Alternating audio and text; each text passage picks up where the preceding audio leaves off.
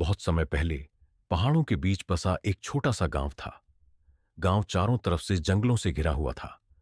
वहां एक जगह थी जिसे गांव वाले काली बाड़ी कहते थे। वहां एक पुराना पीपल का पेड़ खड़ा था, जिसकी शाखाएं ऐसे फैली थीं मानो अंधेरे में हाथ पसारे खड़ी हों।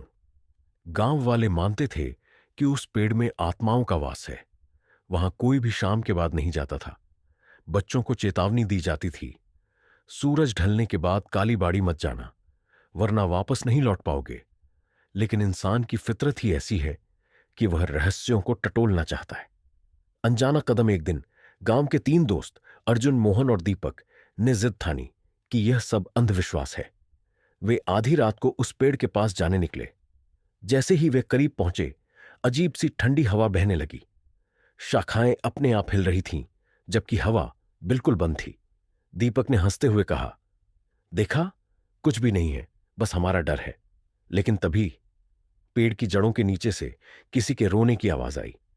डर का खेल तीनों ने झांक कर देखा तो वहां मिट्टी से भरी एक टूटी हुई चूड़ियों वाली कलाई बाहर निकली हुई थी। वे हड़बड़ाकर पीछे हटे।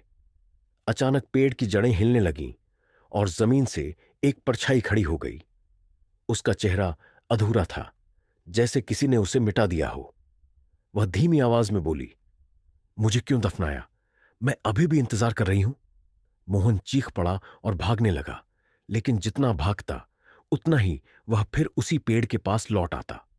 अप्रत्याशित मोड़ तभी अर्जुन को याद आया कि उसकी दादी कहा करती थीं, उस पेड़ को कभी मत छूना, क्योंकि उसमें उस औरत की आत्मा कैद है जिसे गांव वालों ने जिंदा गाड़ दिया था।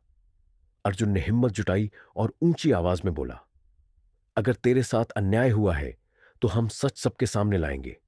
तू हमें छोड़ दे। उस पल परछाई थम गई, लेकिन उसकी चीख पूरे गांव में गूंज उठी। अंत सुबह जब लोग पेड़ के पास पहुंचे तो वहां सिर्फ अर्जुन बेहोश पड़ा मिला। मोहन और दीपक का कहीं नामो निशान नहीं था।